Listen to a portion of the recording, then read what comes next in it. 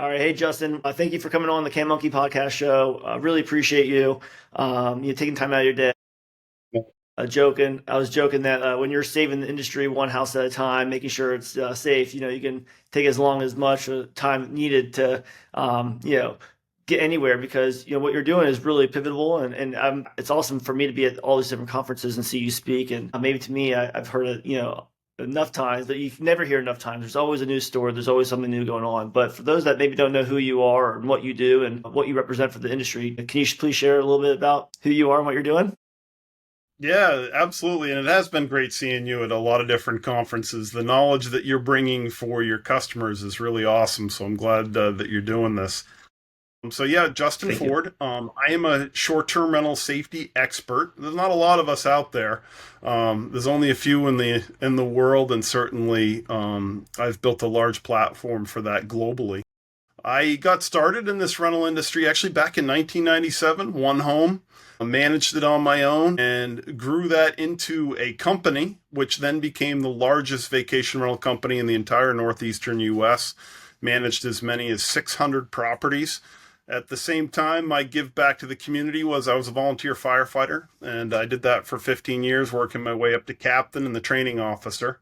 And then I had a safety incident in one of my properties. And I said, wait a minute, I'm a firefighter. I think I'm a pretty smart guy. How did this happen? And as I started doing some research and looking around, I realized there were no resources out there for anybody who was hosting professionally or not to make sure that their rental properties are safe. And so when you were finished with your company and you sold and exited, when did you in your mind say, you know what, like I want to really start promoting this? When was the partnership with Breezeway? Like how did all that happen to where you now are on a platform to where you're able to, not just go in America, but all over the world and help these companies that represent a lot of these properties start spreading the awareness that these things are happening and possible and then easy to prevent. I remember you told a story when we were in Denver.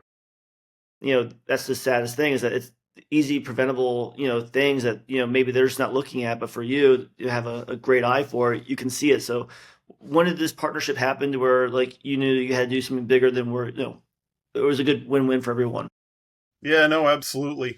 Around 2013, I had this safety incident in the property, and that really opened my eyes up. Basically, it was a black hole in the industry for safety. Nobody else was doing it, so I got vacuumed up into it really quickly. And before you knew it, I was speaking locally and then statewide, and then some national organizations heard about my focus on safety, and people started saying, "Well, do you have a checklist?" And so I built the checklist, which has become not only a checklist that's used here in the United States, but for example, Cancun, Mexico recently used a lot of my safety suggestions. So if any of you are traveling to Cancun anytime soon and you stay in a vacation rental, a lot of the new safety features are there, ones that I wrote. So it's just basically filling a vacuum. And at that time, Breezeway was just getting started. Breezeway is now the largest software for property care and operations. We like to refer to it as it helps you manage the back of the house. And everybody uses, Verbo, Airbnb, a manager to get their bookings, but our software helps manage the back. And so it was a natural fit for Breezeway to buy the company that my wife and I started called Dwell Safe. And to date, it's still, we're almost, I believe, 7 years Breezeway has been around now, and we're still the only company that Breezeway acquired. So it's pretty cool. Oh, that's really cool. I didn't know that story. That's awesome. When you're going to these properties, or even like now, like what are like the top three or five things that you're looking at that are the easy indicators that could be preventable that maybe they just don't have, or that you in your mind you always know like I'm looking for these things and are quick, easy fix. What are those things that so these individuals that are maybe are listening right now that maybe don't look at the property the way you look at properties, they can look at the properties in the right way?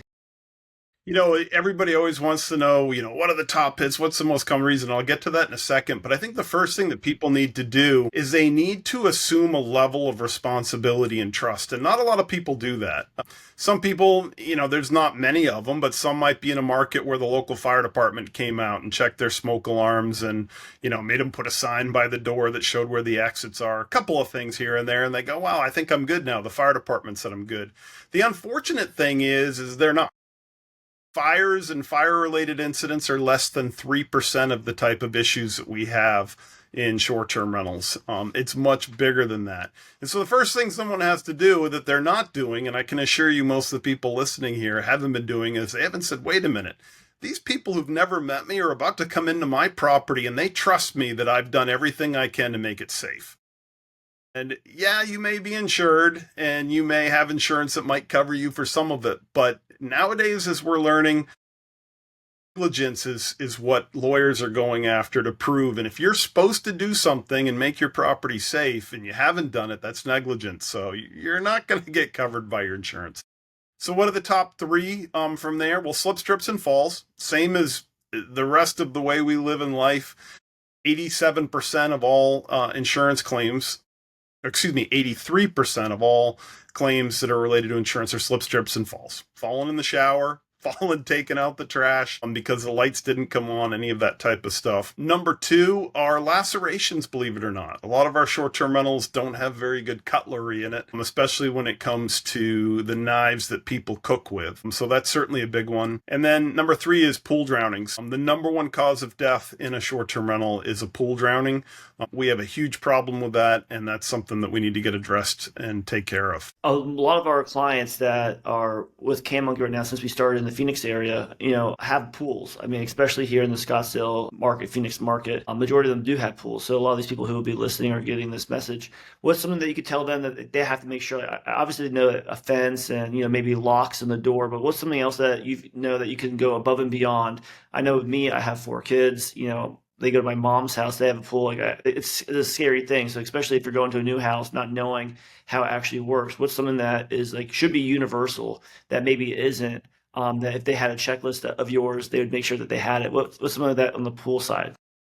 Well, the first thing they need to do, and a lot of people have this, is drop the attitude that it's the parents' responsibility. Yes, the parents have some ownership to keep an eye on their kids and educate them. Hey, the pool's a dangerous place. I get that. But also a lot of your customers are advertising an Airbnb with bottles of wine, and they show a picture of a cocktail by the hot tub or by the pool.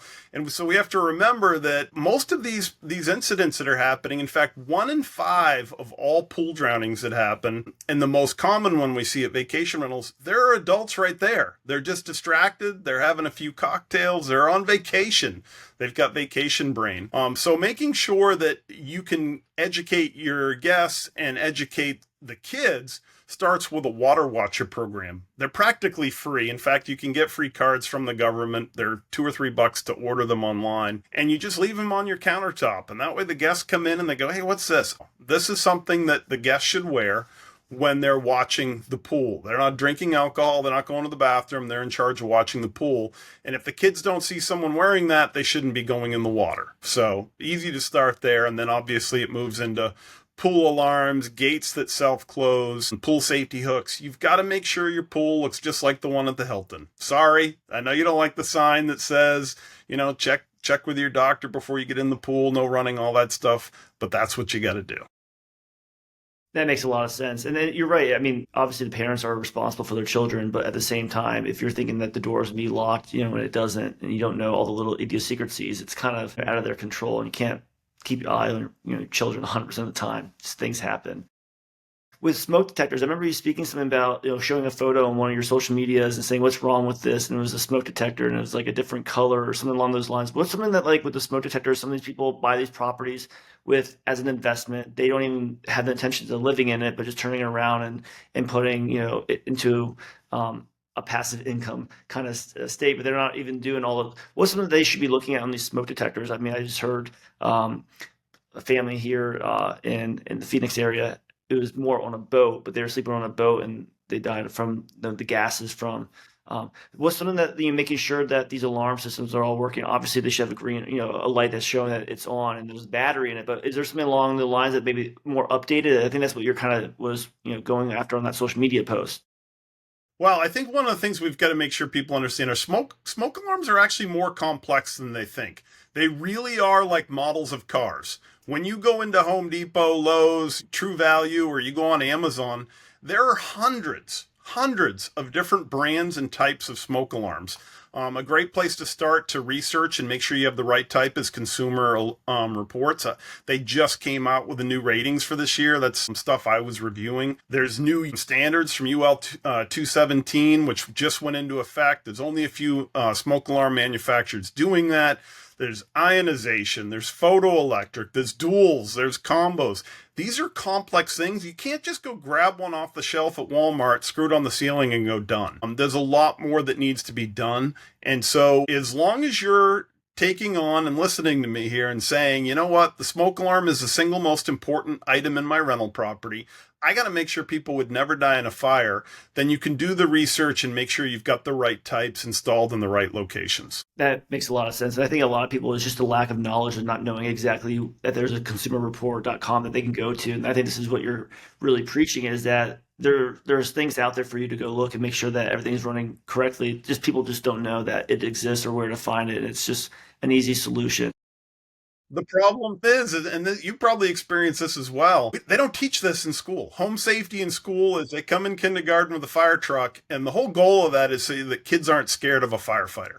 It's all based off of a 1968 incident in New York where a kid didn't come to a firefighter and he died. And so they said, we need to start teaching in school and to the kids that firefighters are okay. And that's all that happens.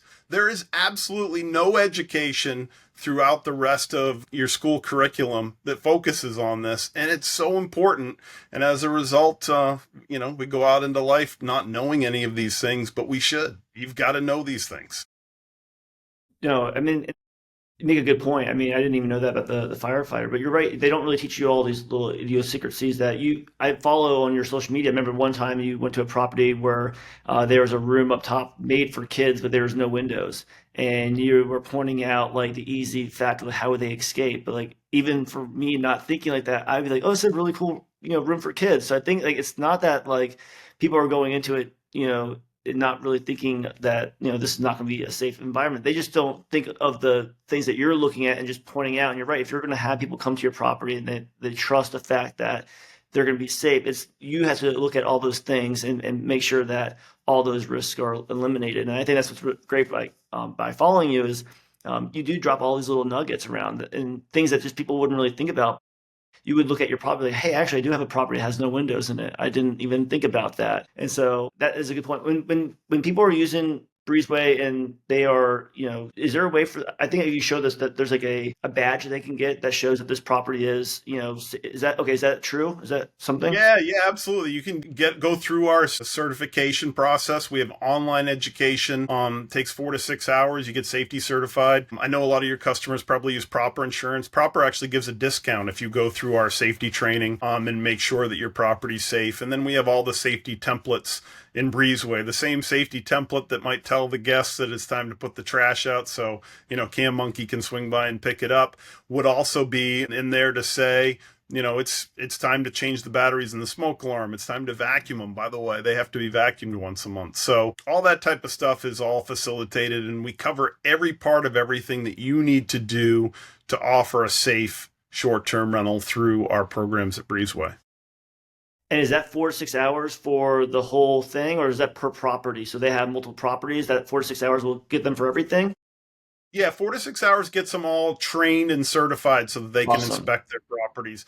And everybody goes through it. I have cleaners that go through it. We have mayors. I just had the mayor of, I think it was Branson, Missouri, did our course. Texas State Fire Marshal, local fire marshals. And so it's a very universal course designed to make sure that people know what to look for and have a keen eye towards safety in a short-term rental. And so someone listening right now that would like to get that training and do that, is that something specifically on Breezeway? So they should go to Breezeway and that's how they find it? Yeah, I'll tell you what, I'm going to do something special for the Cam Monkey listeners here. If just email me, safety@breezeway.io. We're a tech company, so safety@breezeway.io, and mention you listen to this here, and I'll give them, the course is $350. I'll give them free access to it so that they can go through it and make sure that their properties are safe.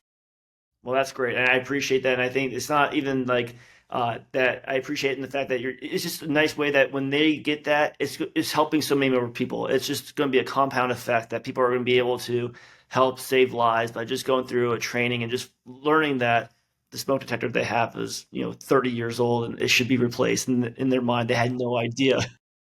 Yeah, if they've got a 30-year-old smoke alarm, send it to me from my antique collection. You know, I mean, I was there's a lot of commonality between what we're doing. This is, a good point to close on. Obviously, in a community, trash is a concern. People don't like trash that's been left out and not picked up on time, and that's where you've filled a great niche. They also don't like parking. They don't like noise issues from the guests that are staying there. There's people that are concerned that short-term rentals are taking up affordable housing. The bottom line is, if you don't make your property safe and step into line and do everything that you're supposed to, we're going to get regulated out of this. And we see this happening in other communities. The reason that you don't hear about these incidents with hotels very much is they have to adhere to federal safety laws that have been around since 1990. Those aren't in place for short-term rentals yet, but they're coming. And so get ahead of it. Make your property safe, because if you don't, you're going to be behind the ball when all these regulations do hit. Because before the end of this decade, I think it's going to just be a matter of fact. You have to do all this stuff anyway. agreed. And that's a great way to end it on this. Again, for people looking to get in touch with you, I know you said your email is safety@breezeway.io. You're on LinkedIn, social media. Is there other way for they can follow you and follow your little nuggets that you drop around? Yeah, absolutely. I do all kinds of safety reels. I try and keep them entertaining. On Instagram, follow me at Short Term Rental Safety, Facebook Short Term Rental Safety, and then on LinkedIn, definitely a little bit more professional type of information that comes out and thought pieces. And that's also at Short Term Rental Safety. And of course, you can always find me over on the Breezeway website at breezeway.io/Justin. I love it. And my favorite video of you is when you were going through a property. I think it was here in Arizona, and you said, "I'm a tall guy." You were hitting your head on the light, just kind of showing light, that like, hey, could be a danger. Not even thinking that, maybe a tall guy would stay at my place. So it's just bringing little things just like that, just to look at your property in a different perspective, is huge. And so you do bring fun to it. So thank you, Justin, for your time today. Thank you for what you do for the industry and helping us become more safe for everyone. So thank you again, and our listeners are going to love this one. Awesome. Thanks, Alex.